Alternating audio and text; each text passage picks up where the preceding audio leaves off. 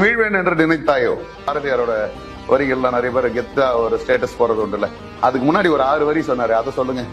ஆக்சுவலா லைஃப் அதுதான். நம்ம எல்லாருமே என்ன நினைக்கிறோம், கெத்து மொமெண்ட்டுக்காக நான் வீழ்வேன் என்று நினைத்தாயோ அப்படின்னா நான் தோத்துடுவேன் நினைச்சியா, நான் வரமாட்டேன், நான் அவ்வாறு வந்து நின்ன பேக் அப்படின்லாம் சொல்லிட்டு இருக்காங்க தான் இந்த பாரதியார் இதை ஏதுனார் போல அப்படின்னு நீங்க நினைச்சீங்கன்னா அது தப்பு.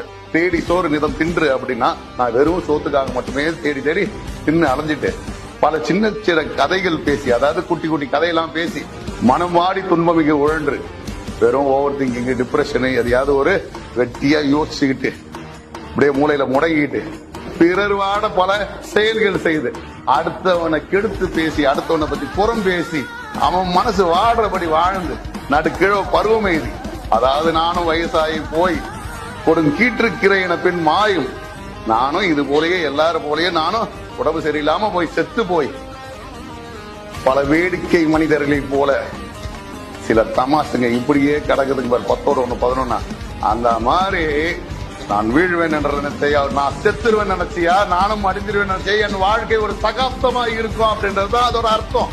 நான் மறைஞ்சவன வாழ்வேன்டா, என்னோட வார்த்தைகள் வாழ்ந்துட்டு அர்த்தம். நான் இன்னைக்கு இருக்கேன், நாளைக்கு நான் இருக்க மாட்டேன். நான் இல்லைனாலும் என்னோட வார்த்தைகளை நான் விட்டு செல்வேன், என்னோட மெசேஜை நான் இங்க விட்டு செல்வேன்.